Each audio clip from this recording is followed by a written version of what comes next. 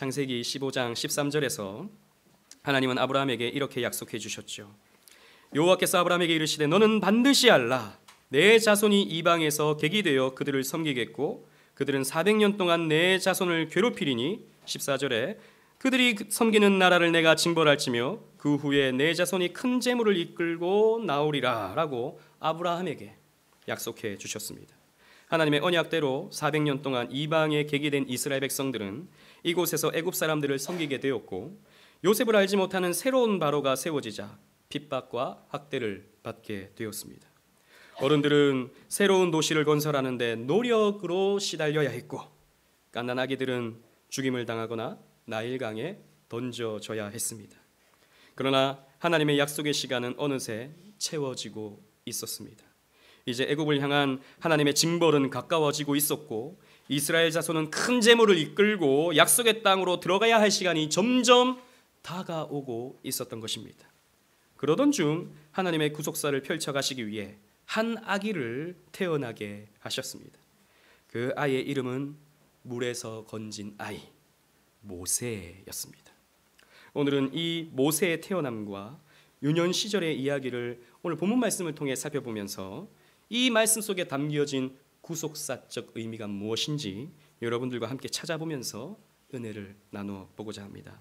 먼저 물 위에서 구원받은 모세의 이야기를 살펴보겠습니다. 우리 본문 1절로 3절 말씀 여러분 성경책을 펴셔서 1절로 3절 말씀을 다 같이 읽어보도록 하겠습니다.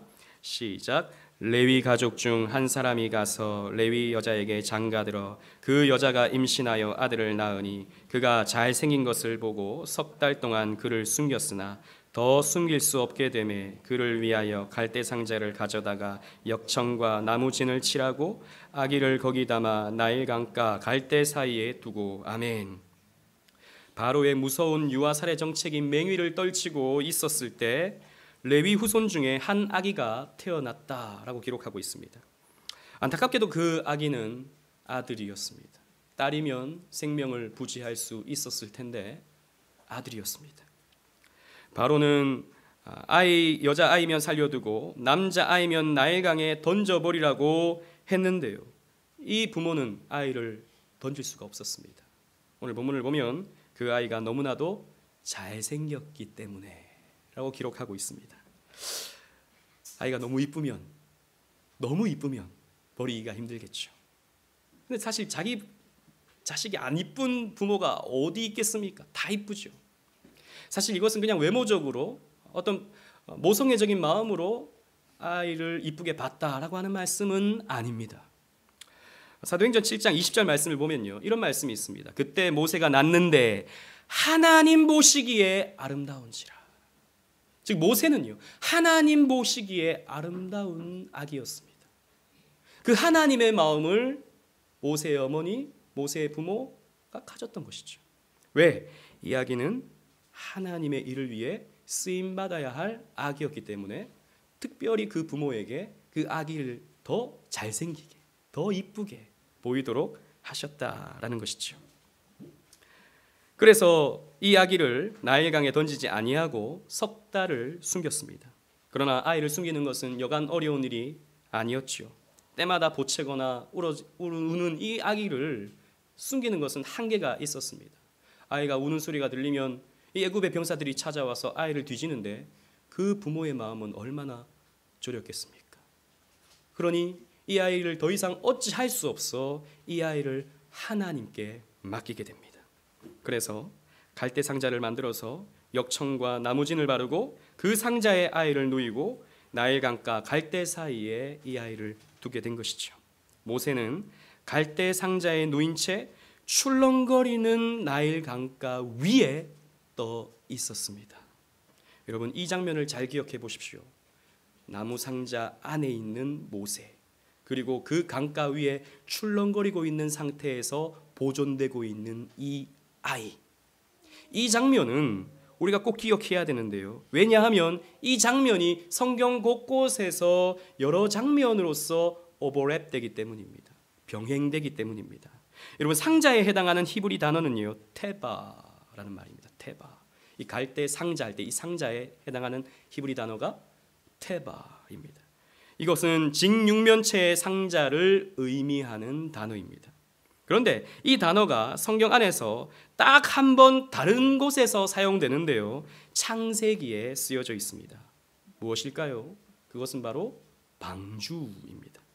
방주 역시 직육면체의 큰 상자의 모양을 하고 있기 때문이죠. 물론 크기는 갈대 상자와는 비교할 수 없이 큰 테바였습니다. 똑같이 이 방주도요, 이 갈대 상자와 같이 그 사이에 역청을 발라서 그 틈을 메꾸고 물에 뜨게 만들죠. 창세기 6장 14절 주보에 있는 말씀 우리 다 같이 한번 읽어보도록 하겠습니다. 시작. 너는 고페르 나무로 너를 위하여 방주를 만들되 그 안에 칸들을 막고 역청을 그 안팎에 칠하라. 자, 나무로 만든 상자, 거기에 역청을 칠함으로써 물에 뜨게 만들고 그 안에 들어감으로써 구원을 받는 장면이 똑같이 테바로서 나타나고 있는 것이죠. 이렇게 본다면 모세가 탄 갈대 상자는 단순한 상자만은 아니었습니다. 이 테바는 이스라엘 자손을 구원해내는 구원의 방주였다라는 것이죠. 창세기의 노아와 그의 가족들은 홍수로 말미암아 죽을 운명에 처했습니다. 그리고 모세는 그 유아 살해 정책에 의해서 나일강에 던져져 강에 빠져 죽을 운명에 처해져 있었습니다. 그러나 하나님은 그들에게 은혜를 베푸셔서 테바를 예비하시고 그 테바를 통해 홍수와 나일강을 극복할 수 있었던 것이죠. 그런데 또 흥미로운 점이 하나 더 있습니다. 히브리 성경을 헬라어로 번역한 70인역에 보면요, 이 테바를 키보토스라는 말로 번역해 놓거든요. 이 키보토스 역시 나무로 된 상자를 의미하는 단어입니다. 그런데 70인역에서 방주, 갈대 상자뿐만 아니라 다른 하나도 이 키보토스라는 말로 번역을 해놓았는데요. 그것은 바로 언약궤를 표현할 때 키보토스라고 번역해놨습니다. 그러니까 헬라어 성경을 보면요, 이 방주 그리고 갈대 상자 그리고 언약궤 이 세 가지가 다 키보토스라고 보게 되는 것이죠. 그것 똑같은 것으로 이해하게 되는 것이죠.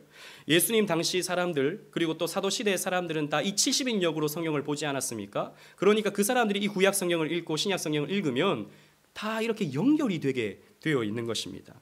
실제로 언약궤도 물과 연관이 있죠.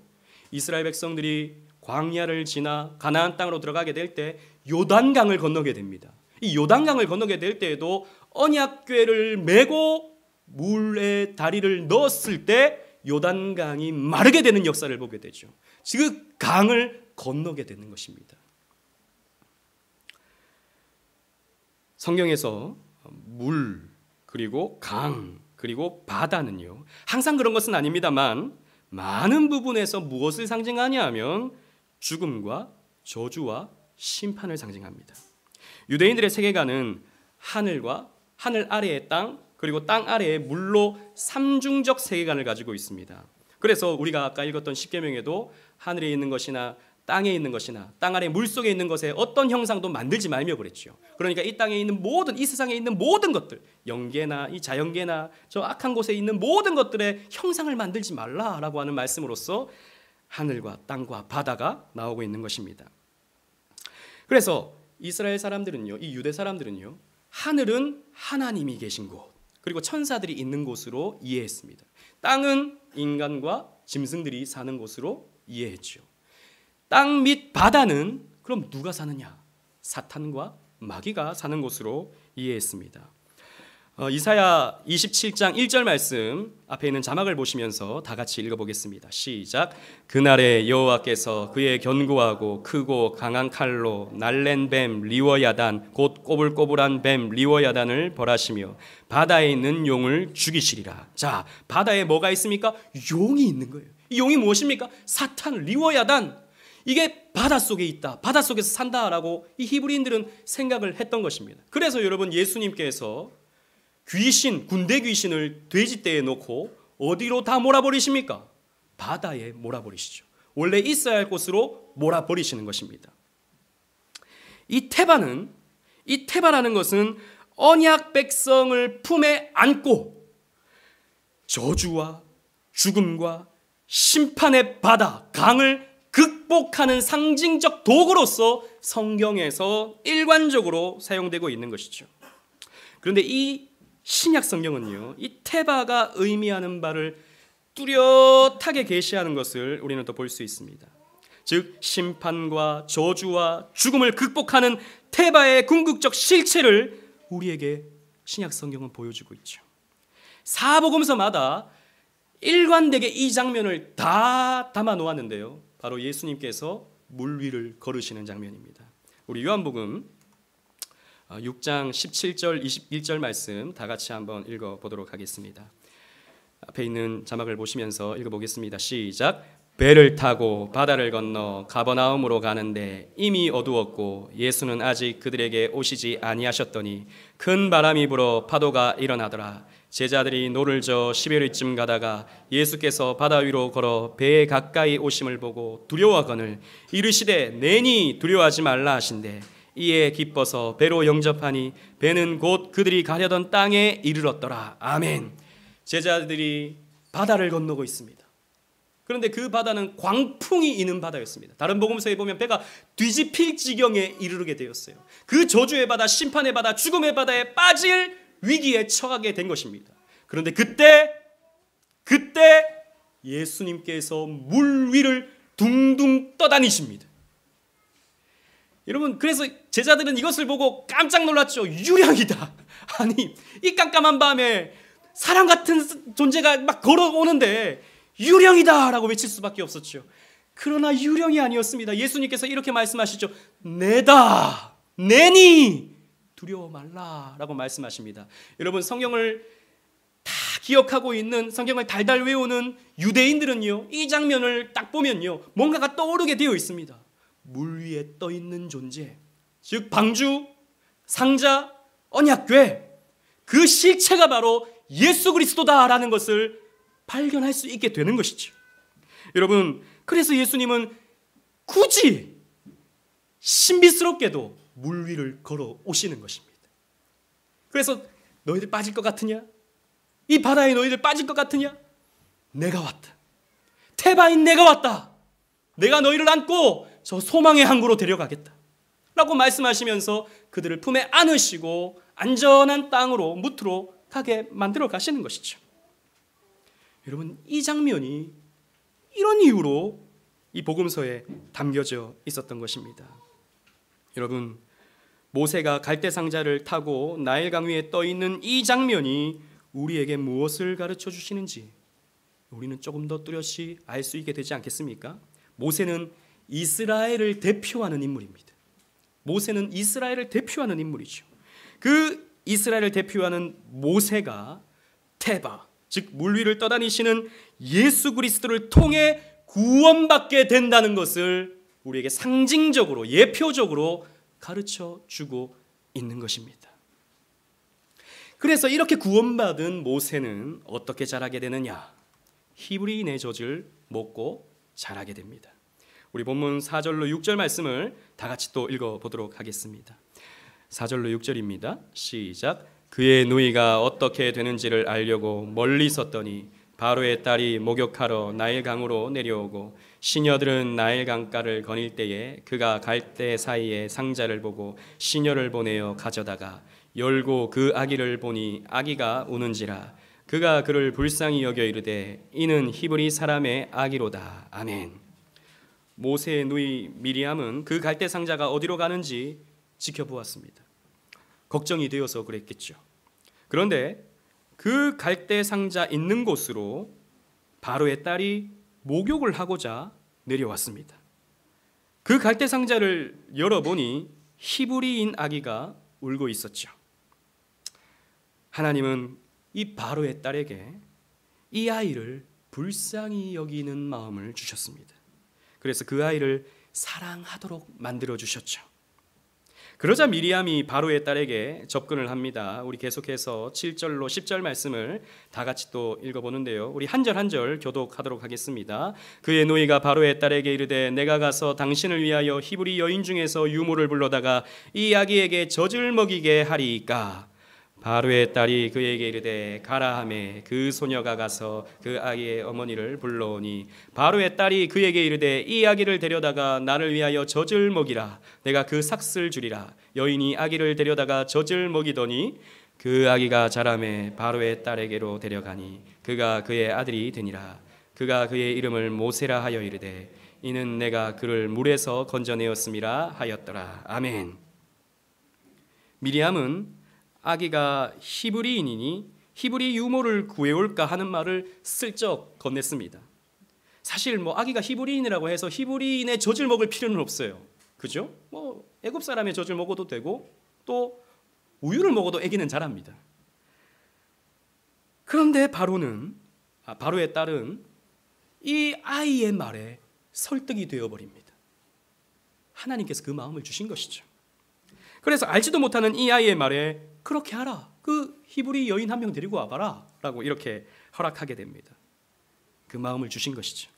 미리암은 어머니 요게벳을 바로의 딸에게 소개합니다.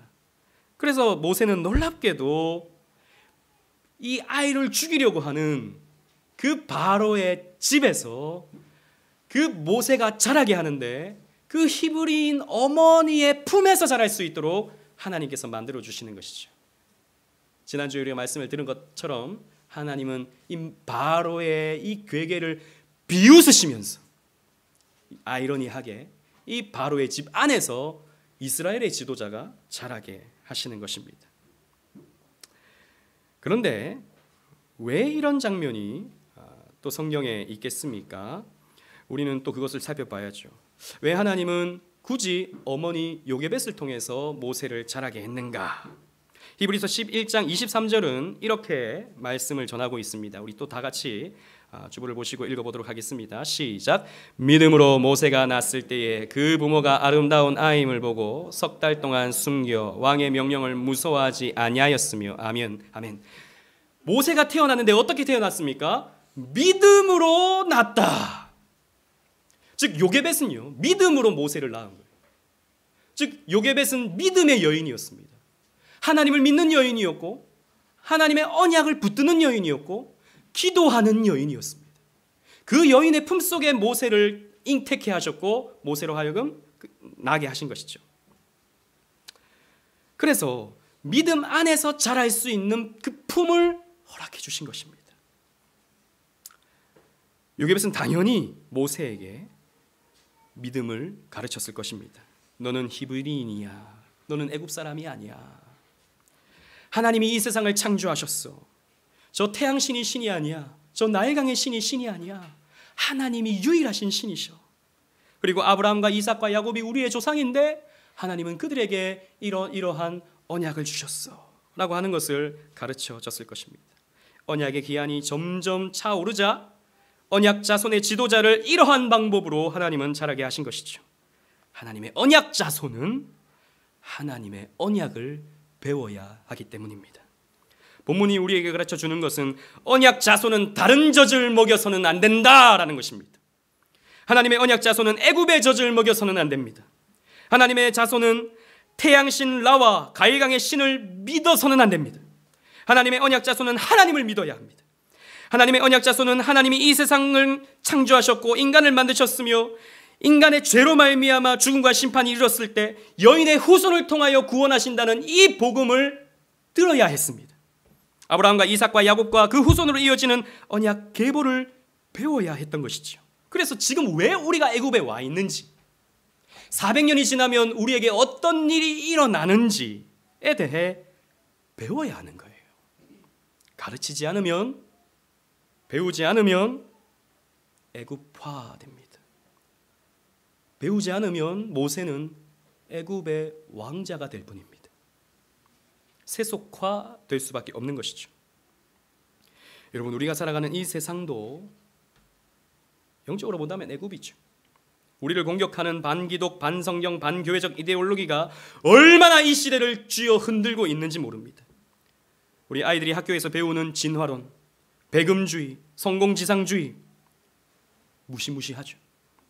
TV를 통해 배우게 되는 대중문화, 그것이 가르치는 인간의 우상화, 타락한 성문화, 젠더 감수성은 점점 더 우리 자녀들을 반신앙의 자리로 내몰고 있습니다. 얼마 전에 저희 아이들과 함께 요즘에 안 보면 안 된다는 겨울왕국 2를 봤어요. 재밌더라고요. 저도 봐도 그 애니메이션이 얼마나 잘 만들었는지, 노래도 얼마나 좋은지. 그런데 그 속에, 그 내용 속에 정령신앙이 있더라고요. 정령신앙, 토테미즘, 애니미즘.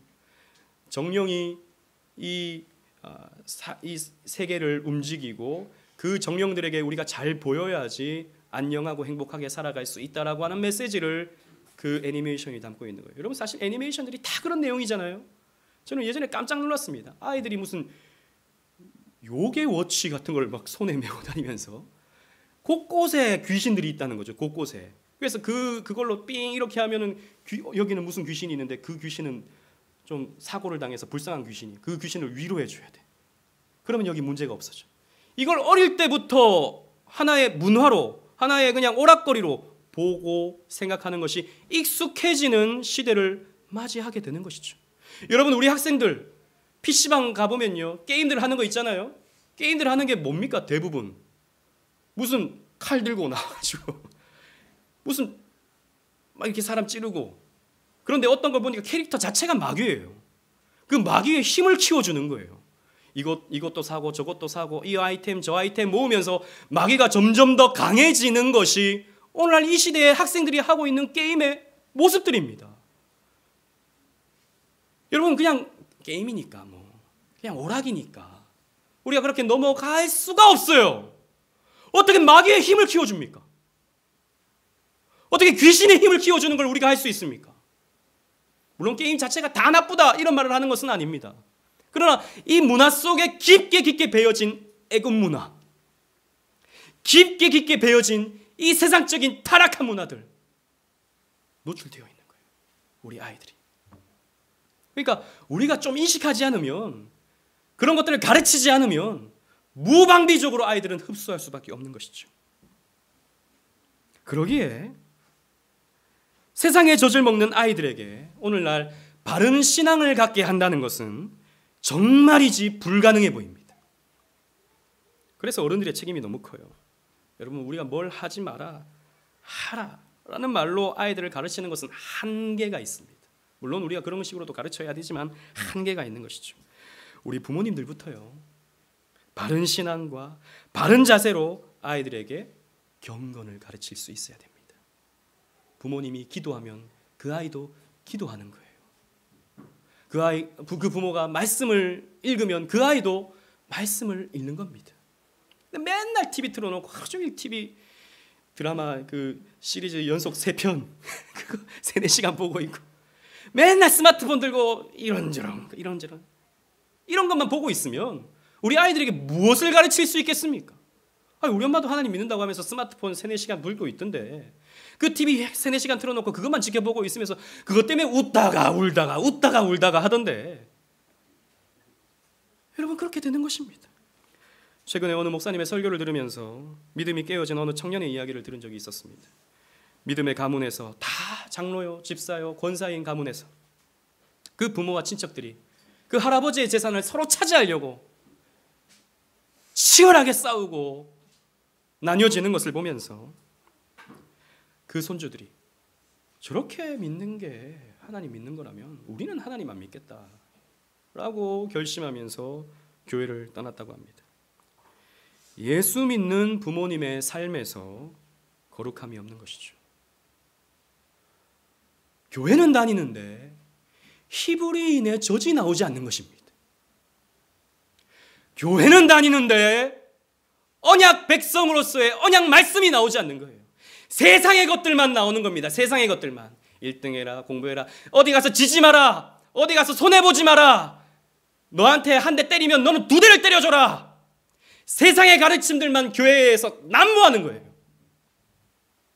교회 와서도 하나님 잘 믿고 하나님 열심히 하나님께 헌금하고 하나님께 봉사하면 하나님께서 복을 주신다라고 하는 기복적인, 지극히 세상적인 어떤 신적 관점에서, 세상 종교, 무당 종교의 관점에서 아이들을 가르치니 어찌 경건한 백성이 교회 안에서 나올 수 있겠습니까?